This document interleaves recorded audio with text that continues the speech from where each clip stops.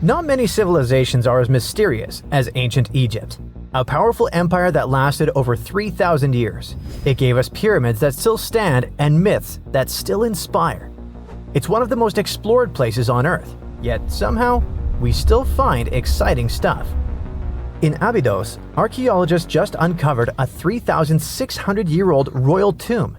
It's huge! It has golden hieroglyphs of deities covering the entrance, but the pharaoh's name? It's not there. It's missing. Who was this ruler, and what new chapter could this open in Egypt's story? If there's one place in Egypt where the line between life and demise feels thinner, it's Abydos. To the ancient Egyptians, this was sacred ground. They believed it was the burial place of Osiris, the god who literally passed away, had his remains separated, and came back to life to rule the underworld. Because of that, Abydos became Egypt's spiritual gathering place. Pharaohs built amazing temples here, like the Temple of Seti, famous for its King's List, a wall that has the names of 76 pharaohs carved in it. Pilgrims came from across Egypt, leaving offerings and participating in Osiris festivals, where his demise and rebirth were ritually reenacted. It wasn't just symbolic worship, it was Egypt's version of Comic-Con. But instead of cosplaying superheroes, people reenacted gods coming back to life. Obviously, pharaohs competed to be buried as close to Osiris as possible. Abydos became part cemetery, part holy city, part afterlife insurance policy. Fast forward thousands of years, and we still uncover remarkable stuff around Abydos. That's the case with the recently discovered tomb. In early 2025, a joint team of researchers from the US and Egypt decided to dig beneath a rocky rise ominously called Anubis Mountain. You remember Anubis, the jackal-headed deity who guarded cemeteries. The uncovered royal burial was hidden 23 feet below the surface. Sadly, even though it eluded archaeologists for so long, robbers had already taken away with treasures ages ago. They could definitely tell this was a tomb of someone super important. Similar to how you can walk around a mansion with no furniture but still deduce that someone rich must have lived there. The chamber had mud brick vaults rising over 16 feet. That's taller than a female giraffe standing upright. For something built 36 centuries ago, it still felt enormous. However, when you remember that Egyptians were masters of architecture, nothing seems surprising. So no treasures, no golden mask, and sadly, no name. The cartouche that should have spelled the king's identity was unreadable. Egyptian tombs usually bragged about who was inside. In ancient Egypt, a cartouche was basically a big oval name tag for kings wrapped in hieroglyphs. Think of them as VIP passes that worked in both this life and the next. Without it, your soul couldn't check into the afterlife hotel. That's because to the Egyptians, your name, your ren, wasn't just so your teacher could distinguish you from kids with the same haircut. It was a core part of who you were. As long as your ren survived, so did you. To have your name forgotten was considered a fate worse than passing away.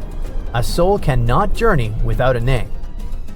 That's why you'd see cartouches all over the place, on temples, obelisks, jewelry, statues, and tomb walls. It wasn't there just for the marketing. It kept the pharaoh's presence front and center everywhere you looked. Imagine building a massive tomb only for 3,600 years later to walk in and go, who is this guy again? Not cool at all. That's why it's fair to imagine our nameless pharaoh haunting the robbers for all eternity. So yeah, cartouche was considered very significant. One of the most famous and mind-blowing examples comes from the tomb of Thutmose III. His burial chamber and sarcophagus were literally shaped like a cartouche. In other words, the entire room was a living architectural symbol of his name. Thankfully, in the recently discovered tomb, not everything was erased. Painted in golden hues at the entrance were two familiar guardians, deities Isis and Nephthys. Isis was the magician who stitched Osiris back together and breathed life into him. Nephthys, her sister, was the eternal mourner and protector of the mummy.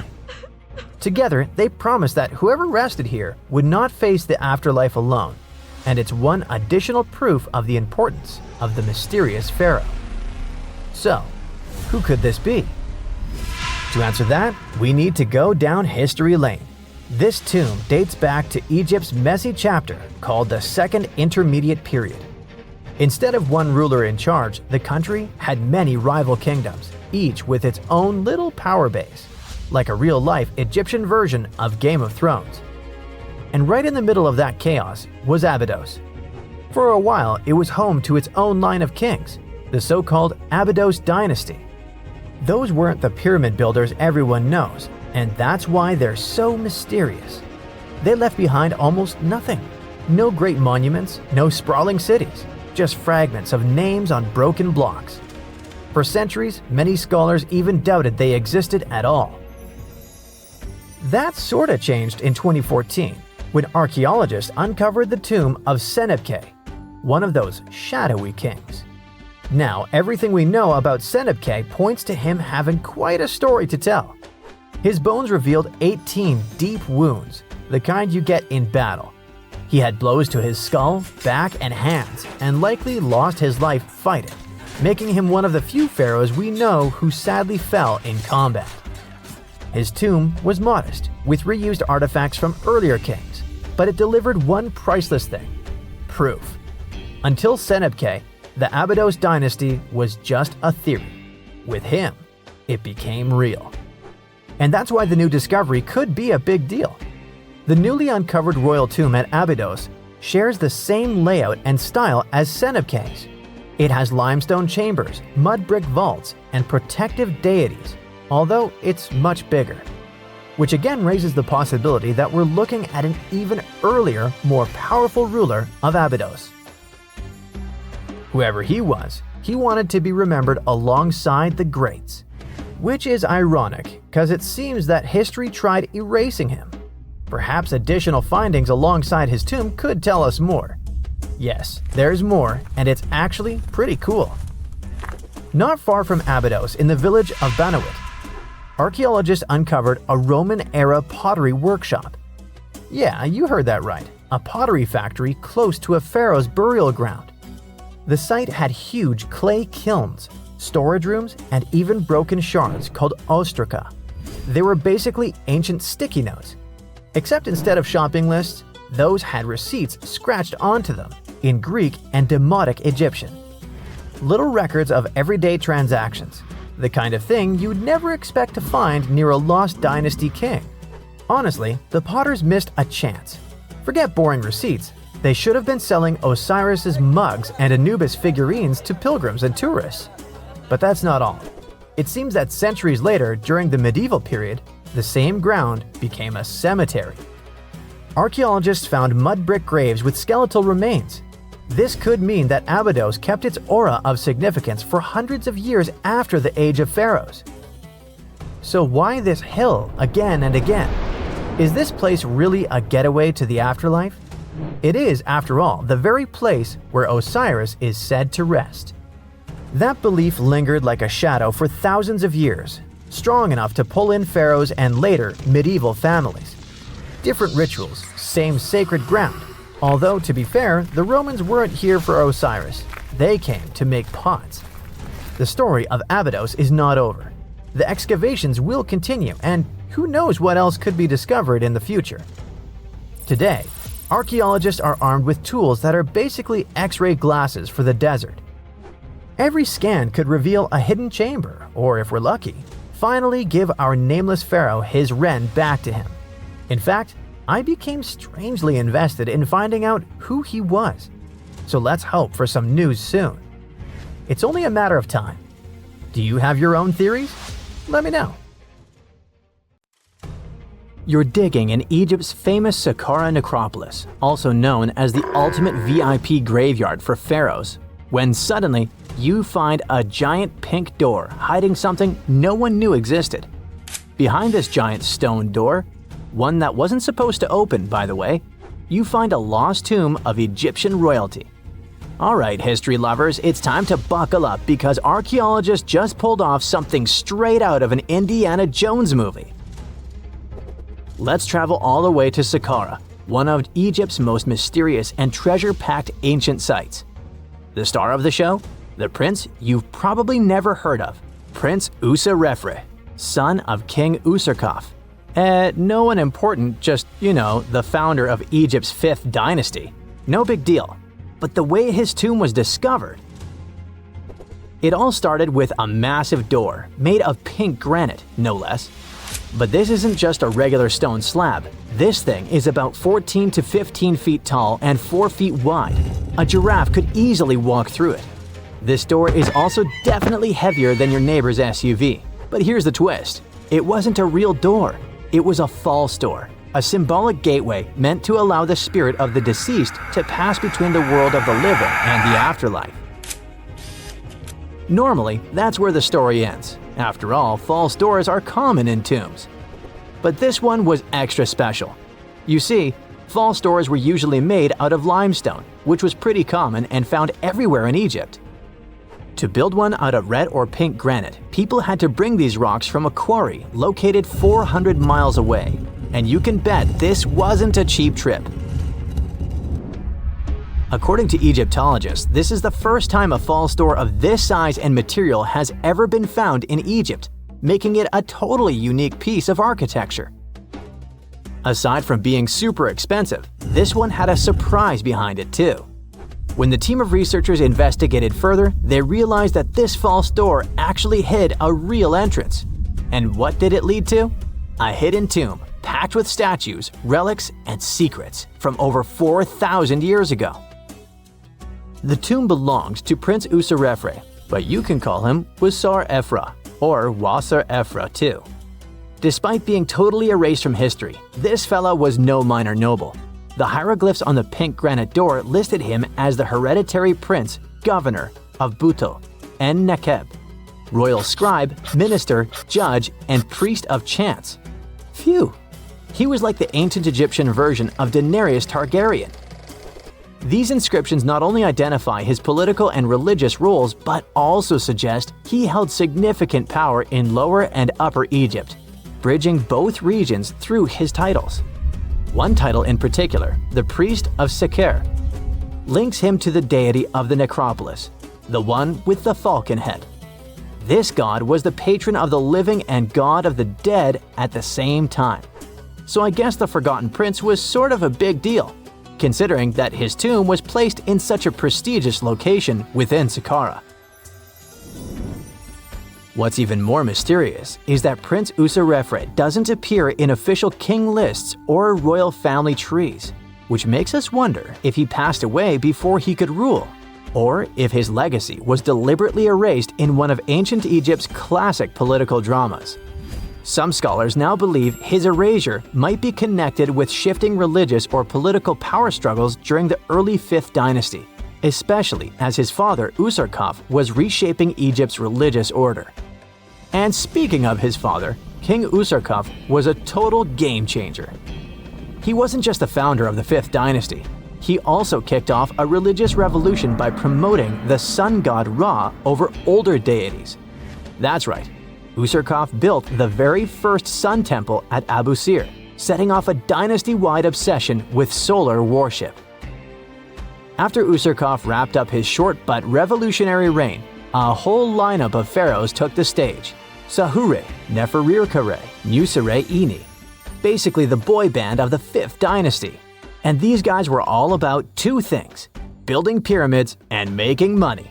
They weren't just stacking stones, they were expanding Egypt's influence, opening up trade routes to far-off lands, and blinging out their temples like it was nobody's business. Back in the tomb, things got even cooler. There was a beautiful red granite offering table covered with inscriptions detailing ritual foods, like an eternal menu for the afterlife, because they believed the deceased could magically eat this food. Fun fact, it was the funerary priests and their families that actually ate the food. There were also pottery shards, amulets, and painted walls, but the real showstoppers were the statues. And this is exactly where things get weird, in a good way. The team found statues of King Djoser, the guy who built Egypt's first pyramid, his wife, and their 10 daughters, inside Prince Userefre's tomb. Hold up, Djoser lived a few centuries before Userkaf, so what were his statues doing there? Turns out, scientists don't really know. These statues were built during the reign of King Djoser himself and probably belonged to that first ever built pyramid. Experts believe these statues were probably relocated during the 26th dynasty, thousands of years after Djoser, maybe to protect them from destruction, or maybe because they were still venerated. Basically, ancient Egyptians were hoarders, but classy ones. Scientists also know for a fact that some engravings and statues found there were made way later, which means that this tomb probably turned into a deposit for fancy stuff. Or maybe this was just really ancient interior decorating. Anyway, that wasn't all. There was another pink granite entrance on the eastern side of the tomb, with inscriptions linking back to King Nefertiti, another 5th dynasty pharaoh who also tried to build his own pyramid, but failed. And near this second entrance, archaeologists found something never seen before in Saqqara: a set of 13 pink granite statues, all sitting in a row on a high-backed bench, like they were waiting at the DMV of the afterlife. Some had elevated heads, probably representing the prince's wives, while others were missing their heads entirely. One black granite statue was found upside down. Maybe it had taken a tumble sometime during the tomb's long, quiet centuries underground. According to archaeologists, the positioning and head shapes suggest that these statues followed a strict social hierarchy, with the central figures likely representing higher status individuals, while the headless ones might indicate unfinished work or later vandalism. And speaking of black granite statues, another one was found standing proudly inside the tomb. Based on its design and inscriptions, it looks like it was placed there during the 26th dynasty, the same time those Djoser statues were probably moved in. This suggests the tomb didn't just sit abandoned, it was reused, adapted, and maybe even honored by later generations. And by the way, black granite was associated with Osiris, the god of the underworld, during the late period, which means that this statue's presence is a clue that the tomb was a ritual space long after the prince's death. All of this, giant granite doors, surprise statues, reused tombs, adds up to a truly thrilling find. Prince Userefre may not be a household name yet, but his tomb is now one of the most fascinating ever found in Saqqara. It tells a story not just of the Old Kingdom, but of how ancient Egyptians kept connecting to their past, even thousands of years later. So, what does it all mean? Why hide a tomb behind a fake door? Why pack it with statues from different eras? And who exactly was Prince Userefre? These are the kinds of mysteries that keep archaeologists digging and keep the rest of us fascinated. In the end, this discovery isn't just about one tomb, it's about how much is still waiting beneath the sands of Egypt. As more gets uncovered, we're reminded again and again that ancient history isn't gone. It's just sleeping behind massive pink granite doors.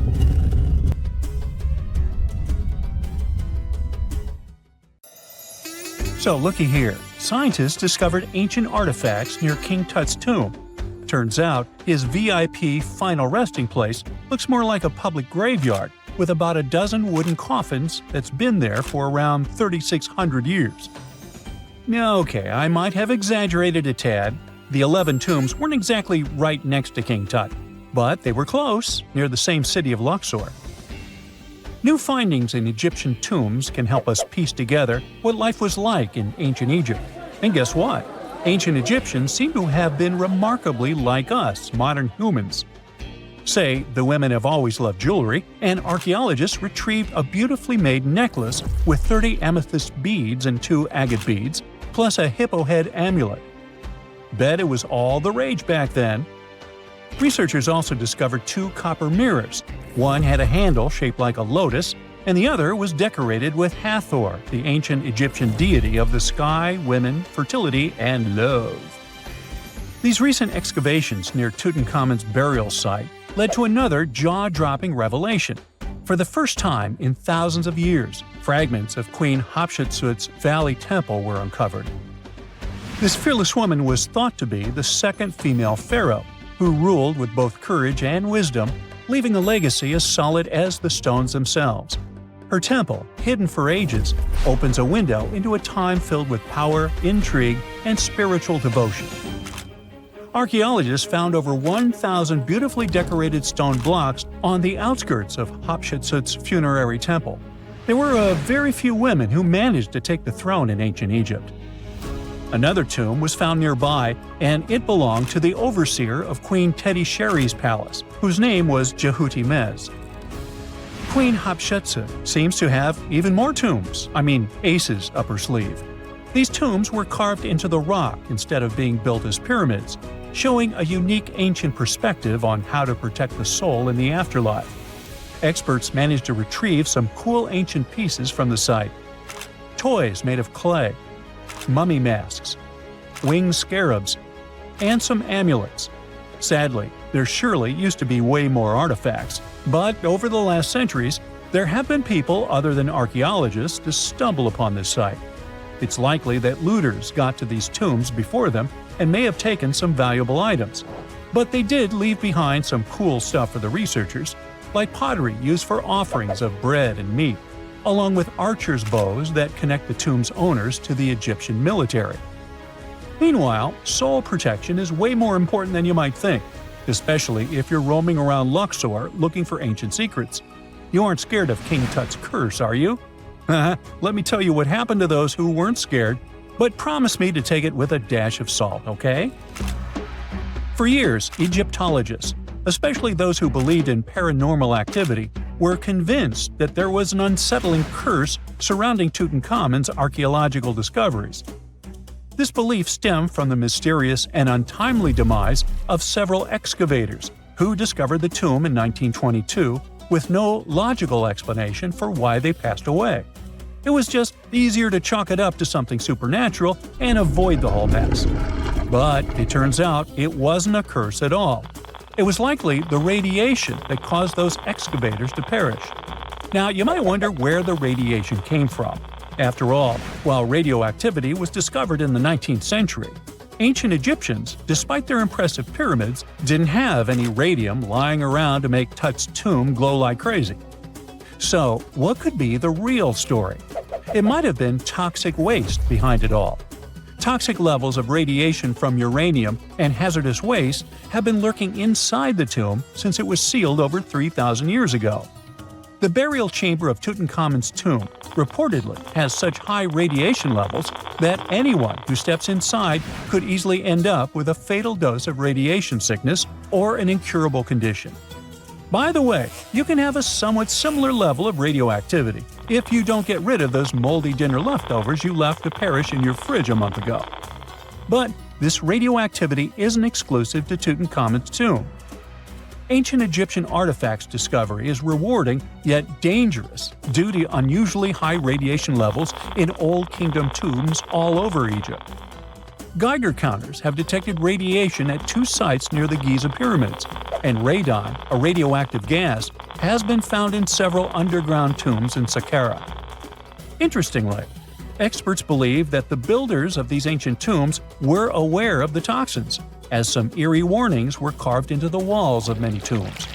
One inscription ominously declared, "They that break this tomb shall meet their end by a malady that no doctor can diagnose."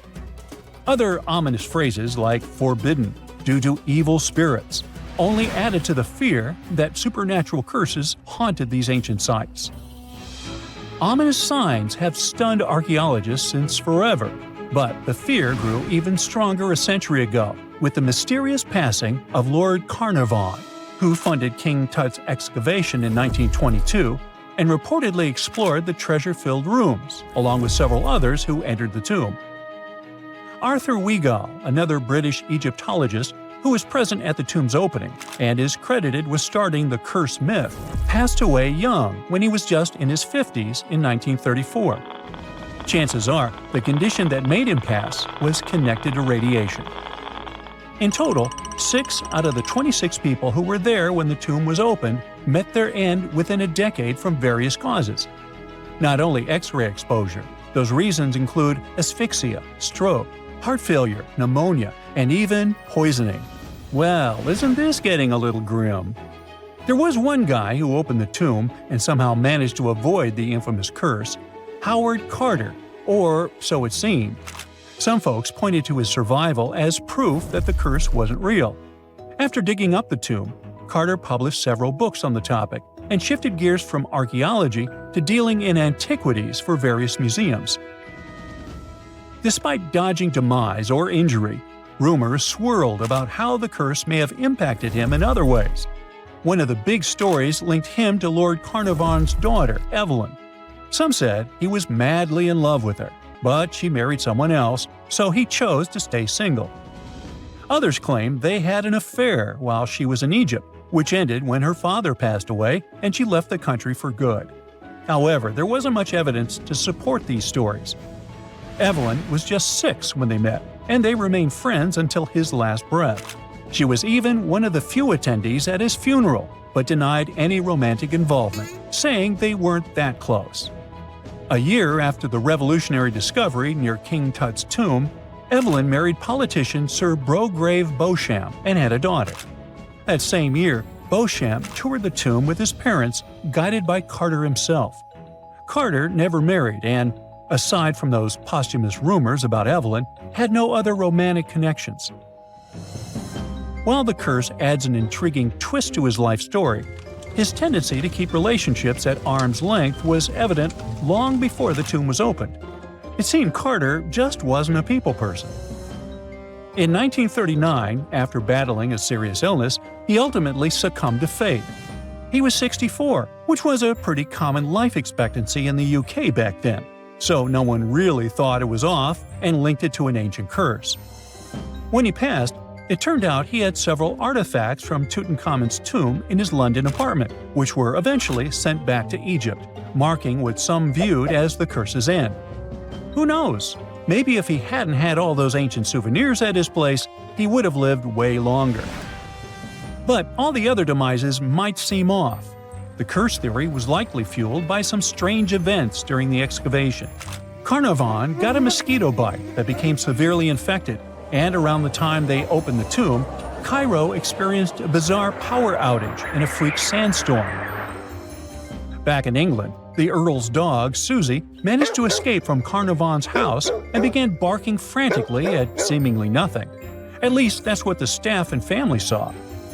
Strangely enough, at the very moment her owner's heart stopped, Susie started howling and fell down without showing any signs of life. Maybe radiation didn't play a crucial role after all, and those were indeed ancient artifacts from King Tut's tomb that made them all perish. Spooky, huh? This coffin seems to defy logic. No visible openings, no way in or out, and yet, inside lies Lady Shanette Ah, a mysterious woman from ancient Egypt, perfectly preserved even after 3,000 years. How did she get there? It was the third intermediate period in Egypt, a time between great dynasties. Pharaohs wore the blue crowns. Priests in Thebes were almost as powerful as kings. Markets were filled with the cries of merchants selling dates, papyrus, and precious perfumes. Lady Shanette Ah was in her late 30s or early 40s, old age by Egyptian standards of that time. Like other Egyptians at the time, she ate meals of bread, lentils, and fish. By that age, her teeth were already badly worn down, yellowish with enamel eroded, because food in ancient Egypt often had grains of sand in it. But she wasn't just a regular woman. When she passed away for unknown reasons, her burial was lavish. Locals wrapped her body in expensive linen and adorned with artificial eyes to replace her real ones. That would help her see in the afterlife. And that's exactly how we found her 3,000 years later, in a beautifully decorated sarcophagus. It was made of cartonnage, which is kind of like papier-mâché, made by layering linen and papyrus with adhesive. These coffins were wildly strong, lasting for thousands of years, all thanks to Egypt's super dry climate. But most importantly, Egyptians only used it for the elite. So she was someone very important to the locals, though we might never know why. But there was only one huge problem with her mummy. How did they even put her in the coffin? No matter how much researchers looked, there were simply no entry points. The only visible gap was a tiny slit near her feet. But that's not nearly large enough to place her entire body inside. This mystery puzzled them for decades, until they finally learned the truth only recently. They studied those mummies at the Field Museum in Chicago using new technology, CT scans. It's basically like taking thousands of X-rays and piecing them together to create detailed 3D images. That's how we can learn more about the bodies without disturbing them. And it turns out the ancient Egyptians were unbelievably clever. They didn't construct the cartonnage around Shenat-A's body, which would be a common and easy thing to do. Instead, embalmers created the coffin first. Then, they softened this coffin with moisture to make it flexible. After that, they carefully molded it around her wrapped body. They did cut a slit along the back of the coffin to do that, but then they laced it up like a corset, so it seemed like there were no openings. Finally, they secured a wooden panel at her feet to keep everything in place. That's where the tiny slit came from. Usually, the insides were removed and put in jars, symbolically guarded by the 4 sons of Horus. Egyptians believed that the deceased would need all that stuff once they got into the afterlife. They also thought it would help preserve the body for ages, which, as we can see, worked amazingly well. Thanks to their beliefs, we now have mummies as time capsules. Each son of Horus was supposed to protect each of the specific body parts. The human-headed Imseti for the liver, the baboon-headed Hapi for the lungs, the jackal-headed Dalmatef for the stomach, and the falcon-headed Kebis Senuv for the intestines. It's crazy how much effort the embalmers put into their job, especially in Lady Shenat-A. They wanted to make sure her body remains untouched and the sarcophagus would be perfect for her. You can't help but wonder, who was she if she mattered so much? The ancient Egyptians literally viewed the afterlife as modern retirement planning. You're not just passing away, you gotta prepare yourself for it. Prepare the body, eyes to see, and so on. And the richer or more important you were, the better your afterlife would be. But Shenat-A wasn't the only fascinating mummy they studied. They also decided to scan Harwa, an Egyptian man who lived around the same time. Judging by the mummy, he also had a high social status. His mummy revealed no signs of hard labor and his teeth were well kept, which means he enjoyed some high-quality food without tons of sand in it. Some fellas got lucky both in life and after it. But there were many mysterious mummies throughout history. One of them is Chin Tsun, also known as Lady Dai. The story of her began in 1968. Some workers near Changsha, China were digging an air raid shelter for a hospital. But suddenly, they accidentally uncovered an ancient burial site. They came down there and stumbled upon something incredible. 3 tombs belonging to a noblewoman, her husband, and a young man believed to be their son. She was a noblewoman from ancient China, and she had a fascinating backstory. She lived over 2,000 years ago during the Western Han Dynasty. She was married to Li Kang, a guy who served as chancellor to the Changsha Kingdom, a high-ranking official. At first, it looks like Lady Dai lived a life of luxury and privilege. She had private musicians to play at her parties, and for her personal enjoyment. She probably played the guqin, an instrument that back in the day people associated with intellect and elegance. And she certainly ate like an empress. Fine meats, delicacies, and all things like that. Even her wardrobe was full of some exquisite silk, not even mentioning the tons of cosmetics. But all this wealth came at a cost. The more she aged, the worse her health became. She got a full pack: a heart condition, diabetes, high pressure, and liver issues. It also looks like her back was driving her crazy, probably making it hard for her to even move. Finally, as a cherry on top, she developed gallstones. All this packed together eventually led to a heart attack that took her life around the age of 50. There was one haunting detail. Scientists found over 130 melon seeds in her stomach and intestines. Most likely, she ate watermelon just hours before she passed away, which means it was probably during summer when the fruit was ripe. She enjoyed a sweet, simple treat before her life was cut short. The excavation began in 1972, and this wasn't easy at all. Over 1,500 local students had to help. And Lady Di was the most mysterious one. She was buried in 4 rectangular pine boxes, one inside the other like a Matryoshka doll, all wrapped in 20 layers of silk, and all that sealed with lots of charcoal and white clay. The coffins were painted beautifully as well, adorned with protective deities, mythical animals, and clouds which symbolized the heavens. There were drawings of divine creatures and Mount Kunlun. The myth said that on this mountain, people reach eternal happiness. All this told us a lot about the Han Dynasty, their beliefs about afterlife, art, daily lives, and their remarkable craftsmanship. And then researchers finally got to the body. It was astonishing. Soft skin, joints that could still bend, and in general, she was almost intact. She even kept her hair, eyelashes, fingerprints, and even traces of blood. It's like she literally passed away only a few weeks ago. Ancient people used a very clever technique to preserve her. It looks like embalmers put her into some weird, mysterious acidic liquid. This liquid prevented bacteria from growing. Unfortunately, it also gave rashes to all the scientists that touched Lady Di. And this rash lasted for 3 months. And you know what they buried together with her? Over 1,400 artifacts, mostly personal stuff like silk clothes, cosmetics, and musical instruments. Even food, grains, meats, wine, and pastries. There were also 162 carved wooden figurines of various servants and musicians. It's possible that they were either just there to service her even in the afterlife, or maybe based on her actual servants.